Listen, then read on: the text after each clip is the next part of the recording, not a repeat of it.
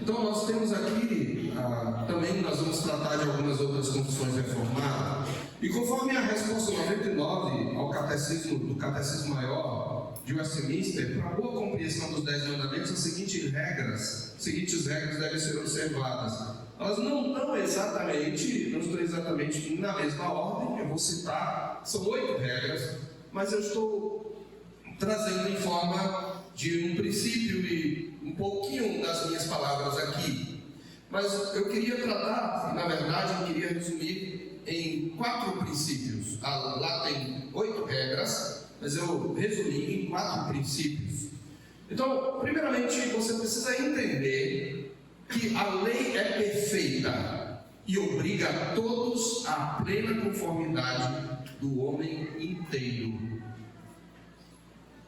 A lei é perfeita e obriga a todos à plena conformidade do homem inteiro, à retidão dela e à inteira obediência para sempre.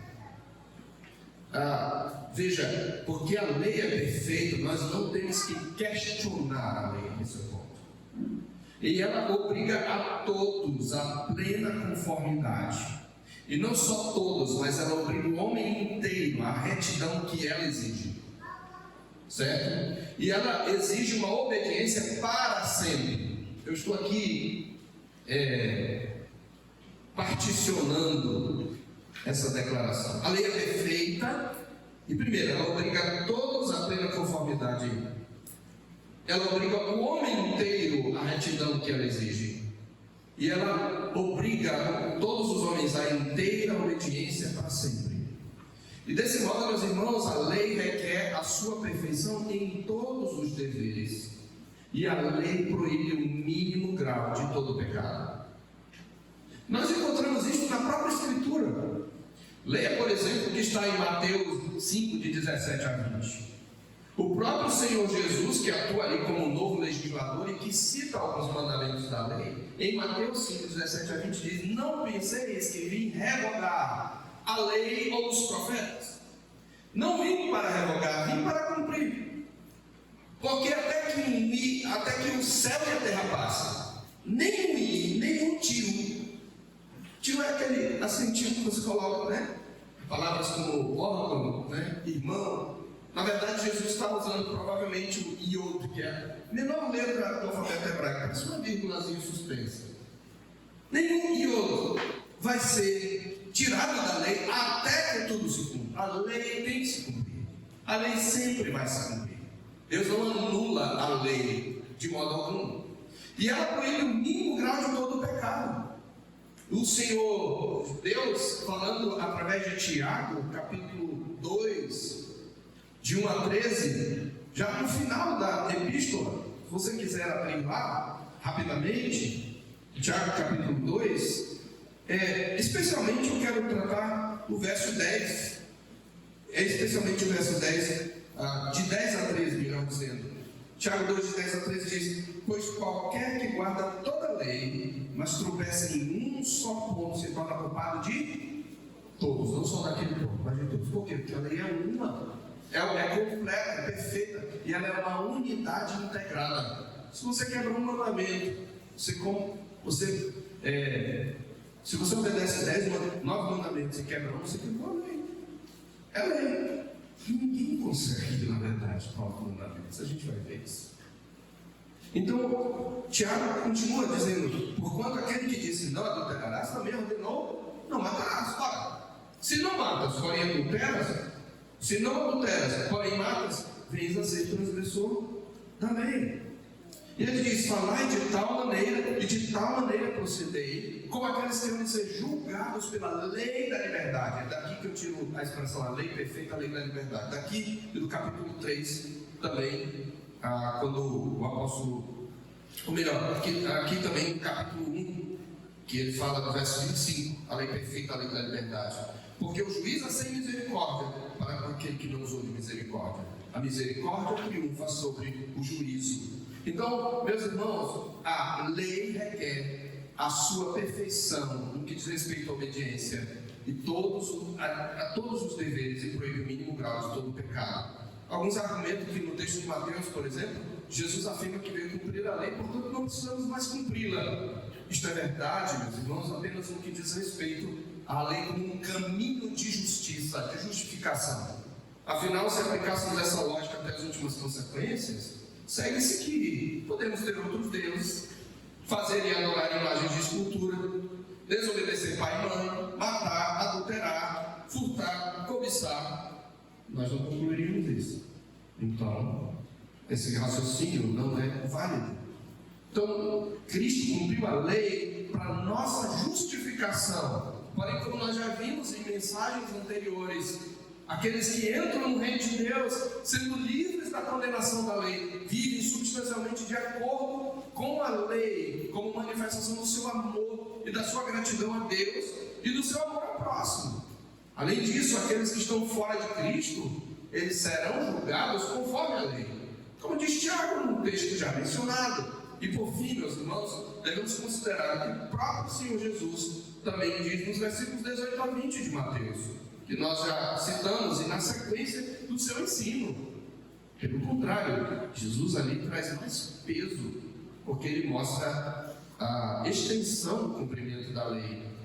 Ele faz uma interpretação da lei mais dura do que qualquer rabino da sua época. É só você ler toda a continuidade de Mateus 5, a partir de 17. Então a lei é perfeita, e porque ela é perfeita, ela obriga a todos a plena conformidade dela, ela obriga o homem inteiro à retidão dela, e ela obriga a inteira obediência para sempre.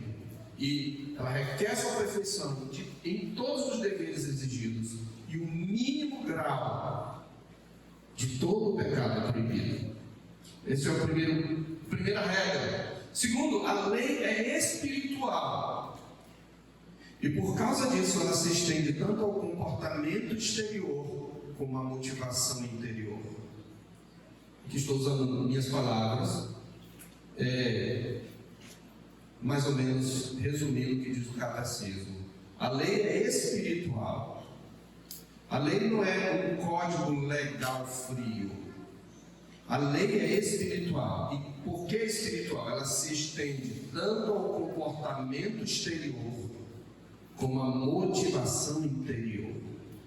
Nas palavras do nosso catecismo, ela diz respeito tanto ao entendimento, à vontade, aos afetos e a todas as potências da alma, como as palavras, as obras e ao procedimento. É isso que está na primeira regra lá, na resposta da pergunta 99. Isso quer dizer, meus irmãos, que a lei é um padrão de julgamento não apenas para as nossas ações externas, mas também para nossas motivações internas. Aliás, um dado aqui interessante: a lei de Deus não é o primeiro código legal registrado na história humana.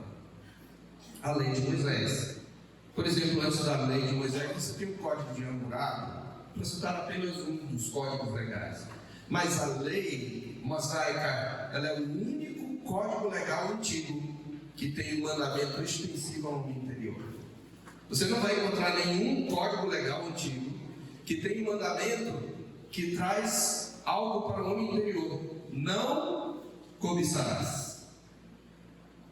Porque a lei dos homens, os homens só podem ver o que é exterior. A lei mosaica, a lei de Deus, na verdade, ela é a única que tem um mandamento que se estende ao homem interior. É por isso que, como veremos em tempo oportuno, Jesus ensina que a ira injusta, um pecado do coração, se constitui em quebra do sexto mandamento: não matarás. Isso está em Mateus 5, 21 a 22. Nós veremos em tempo oportuno, estamos citando agora. E o olhar cobiçoso para uma mulher já se constitui em quebra do sétimo mandamento: não adulterarás. Ou seja, na motivação, você já quebra a lei ou você obedece a lei. Mateus 5, 27 e 28 fala sobre isso. Assim seja o cumprimento, seja a quebra do mandamento, ambos no coração, começam no coração, no mundo dos sentimentos e pensamentos. E quem vai julgar é Deus, porque a lei é espiritual, ela não é apenas um código externo. Nós precisamos entender isso. Terceiro lugar, a lei também, nós precisamos entender que a lei é abrangente. A lei é abrangente.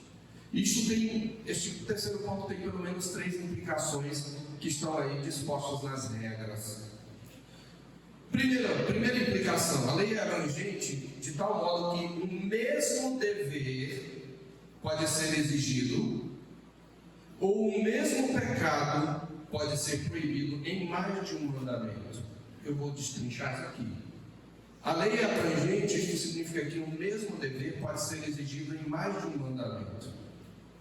E o mesmo pecado pode estar sendo proibido por implicação em mais de um mandamento. É o que quer dizer a quarta regra de interpretação do nosso catecismo, quando afirma, e também em sua terceira regra, que uma e a mesma coisa em diversos respeitos é exigida ou proibida em diversos mandamentos. Deixa eu explicar para você entender o que eu quero dizer. E aqui eu vou usar o comentário de Gerhardus Voss, comentário do Catecismo Maior. Ele traz um exemplo, por exemplo, 6 dias trabalharás e farás toda a tua obra. É parte do que mandamento? Quarto mandamento, parabéns, louvado seja Deus, com a alma se salvou. 6 dias trabalharás e farás toda a tua obra, é parte do quarto mandamento que diz respeito ao sábado. Mas o 8º mandamento, que proíbe furtar, também requer que se trabalhe para se sustentar. Porque quem vive sem trabalhar, tendo condições para fazer, está na verdade roubando ou furtando a sua subsistência de outra pessoa. Então, no 4º mandamento e no 8º mandamento, Deus está ordenando trabalhar com as próprias mãos. Percebe? 2 mandamentos diferentes estão trazendo o mesmo dever. Este é um ponto. Um outro exemplo citado por Gerhardus Voss é quanto ao perjúrio, por exemplo, que é quando você jura, promete algo e não cumpre. Ele diz: prestar um falso juramento no julgamento de um assassinato que resulte na morte de um inocente é uma violação tanto do 6º mandamento como do 9º mandamento. Porque o que diz o 6º mandamento? O que diz o 9º? Vamos começar com o 9º. Não dirás falso testemunho contra o teu próximo. Mas se eu digo, além de quebrar esse mandamento, eu provoco a morte de um inocente, eu também estou quebrando o 6º. Não matarás. Então, a lei ela é abrangente, certo? Este é o ponto. Porque ela é abrangente, um dever pode ser exigido em diversos mandamentos, e um pecado pode estar sendo proibido em diversos mandamentos. A Bíblia diz, por exemplo, que a avareza, que é um sinônimo de cobiça, é idolatria. Então, quando você cobiça, você não quebra apenas o 10º mandamento, você quebra também o 1º mandamento. Não terás outros deuses diante de mim. Você sempre quebra esse mandamento quando você peca. Percebe? Irmãos, a lei nos cerca e a gente vai sentir isso. Se a gente não tiver certeza da graça, a gente vai sucumbir aqui nesses 10 mandamentos, começando pelo pregador. Por isso que nós precisamos do Evangelho. Por outro lado, nós vamos entender qual é a vontade de Deus para nós, né? Então, a primeira implicação de que a lei é abrangente é essa: que o mesmo dever é exigido em mais de um mandamento, e o mesmo pecado é proibido em mais de um mandamento. Segunda implicação desse ponto da lei como abrangente é que, sob um pecado ou um dever, todos os da mesma classe são proibidos ou ordenados. Então, quando Deus proíbe um pecado, Ele está proibindo não só aquele específico, mas todos os da mesma classe. Quando Ele está ordenando um dever, Ele está ordenando todos os deveres da mesma classe. Mas não só isso. Deus também está ordenando juntamente, ou proibindo, juntamente com todas as coisas, meios, ocasiões e aparências e provocações desses pecados. Por exemplo, vou dar um exemplo que eu estou trazendo aqui. Ao dizer não adulterarás, o Senhor está proibindo todos os pecados sexuais. Ele está querendo dizer que nós não devemos fornicar, que nós não devemos ter relações íntimas com pessoas do mesmo sexo, que nós não devemos acessar, e usar a pornografia. Todos os pecados, isso se usa no sistema jurídico, irmãos, é aplicação por analogia. Então, quando a Bíblia diz não adulterarás, a condenação de todas as formas de perversão sexual está ali presente. E não só da prática, Deus está condenando os meios, as ocasiões, as aparências dessas práticas e as provocações a elas. Ou seja, o mandamento está nos proibindo também de provocar outros ao pecado e criar para eles ocasiões de tentação. Quando nós criamos ocasiões de tentação, nós estamos quebrando esses mandamentos. Certo? E terceira implicação da abrangência da lei é que onde um dever é prescrito, o pecado contrário, a ação contrária está sendo proibida. E onde um pecado é proibido, o dever contrário está sendo prescrito. Onde uma promessa anexa está estabelecida, a ameaça contrária está inclusa e vice-versa. Isso está na quarta regra do catecismo. Isso quer dizer que, vamos dar um exemplo também para você entender. Quando o Senhor nos diz não matarás, nós não quebramos este mandamento apenas quando tiramos a vida. Nós o quebramos quando nós não nos esforçamos por preservar a vida. Então, a proibição não matarás também tem embutida a ordem de preservar a vida. Entendeu? Por isso que é onde um pecado é proibido, o seu contrário está sendo ordenado. Certo? E onde um dever, honra teu pai e tua mãe, está pressuposta a proibição de desonrar pai e mãe. Este é o ponto. Ok? Então, o Senhor está nos ordenando, quando Ele diz não matarás, a envidarmos todo o nosso esforço para preservar a vida.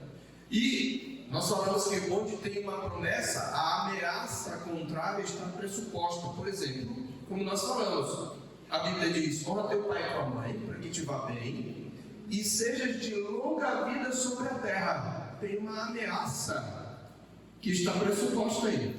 Se você não honra pai e mãe, você está condenado à maldição de morrer cedo e viver mal. Esse é o ponto, certo? Então a lei é abrangente. Veja quantas coisas só no mandamento. Esse é um resumo preciso que Deus faz. E quarta e última norma de interpretação: a lei é comunitária. Isso quer dizer que ela não nos obriga apenas a evitar pessoalmente o pecado e praticar o dever exigido, mas também ela nos ordena a ajudar outros nesta questão. Nós não apenas, quando a Bíblia diz não matarás, ela não diz apenas que você pessoalmente não deve matar, mas que porque nós somos o povo da aliança, você deve evitar esforço para que o seu irmão não cometa esse pecado. É interessante que isto está na 7ª e 8ª regra do catecismo. Como esses homens de Deus pensaram profundamente. E isso é conforme a nossa posição diante dessas pessoas. Por exemplo, você, pai, não apenas pessoalmente deve cumprir a lei, mas você deve criar todas as circunstâncias possíveis para favorecer ao seu filho, para que ele cumpra a lei. Você deve dar exemplo, você deve orar por ele, com ele. É esse o sentido. Não é um dever apenas para si, você também deve fazer isso com o seu irmão. Os líderes precisam ser modelo para os liderados. E irmãos também. Um irmão deve ser modelo para outro irmão. Eu não posso ser tropeço para o meu irmão. Eu descumpro a lei. Então, quando o meu irmão peca e quebra a lei, porque foi provocado por mim, ele é culpado de quebrar a lei, mas eu sou culpado de provocá-lo. Eu sou cúmplice. Esse é o ponto.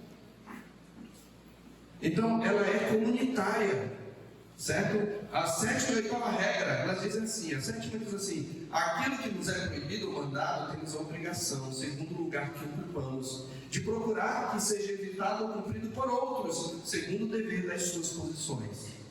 O que é o dever das suas posições? Você é pai, tem uma posição, você é presbítero, você é diácono, você é uma líder das senhoras, você é um irmão em Cristo e tem alguém mais novo na fé, mas também os filhos com relação aos pais, porque se os filhos também trazem provocações, eles criam também a ocasião de levar os pais a pecar. Então este é o ponto, nós somos responsáveis uns pelos outros. E a 8ª regra reza: quanto ao que é mandado a outros, somos obrigados, segundo a nossa posição e vocação, a ajudá-los e a cuidarem, não participar com outros do que lhes é proibido. Falando de maneira mais simples, como observou Gerhard Voss, temos o dever de encorajar outros à santidade e desencorajá-los ao pecado, quer por nossas palavras, quer por nossas obras. Meus irmãos, eu quero concluir trazendo aqui algumas observações. Eu gostaria de chamar a sua atenção. Tenha em mente que, dentro do contexto geral da humanidade, a lei prescreve o dever de todo homem, não é só para o crente. E ela prescreve o dever de todo homem para que se cale toda a boca e todo o mundo seja culpado perante Deus, como Paulo ressalta em Romanos 3,19. Nessa perspectiva, a lei é uma vara para nos açoitar e nos incitar a corrermos para Cristo. Lutero assim falava em relação à lei. Ela é como uma vara e é como uma bengala. Porque como bengala, ela, depois de redimidos, ela nos ajuda a andar no caminho do Senhor. Então, no contexto geral da humanidade, ela traz o dever de todo homem. Por isso que quando nós pregamos o Evangelho ao perdido, nós precisamos pregar a lei. Porque é a lei que vai mostrar por que ele precisa de salvação. Então a lei prescreve o dever de todo homem para que se cale toda a boca e todo mundo seja culpado diante de Deus. Por outro lado, em segundo lugar, no contexto do povo redimido, no contexto da igreja, a lei é precedida pelo Evangelho. Ou seja, o que nós devemos fazer é uma resposta ao que Deus já nos fez primeiro. Você já viu como começam os 10 mandamentos? Como é que começam os 10 mandamentos? Eu sou o Senhor, que te tirei da terra do Egito e da casa da servidão. O que é isto, irmãos? É Evangelho. Deus começa pregando ou lembrando o Evangelho.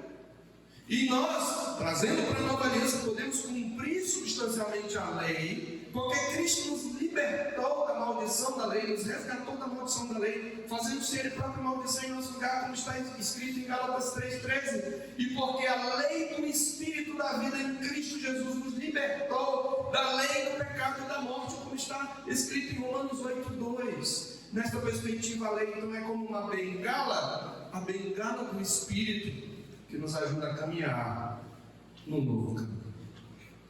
Em terceiro lugar, a Escritura diz, meus irmãos, que os mandamentos de Deus não são pesados. Fala em 1 João capítulo 5, verso 3. Lá tá, a sua tradução está penosos. O sentido da palavra é pesado. É mesmo que Jesus usa, que os fariseus eram fardos pesados.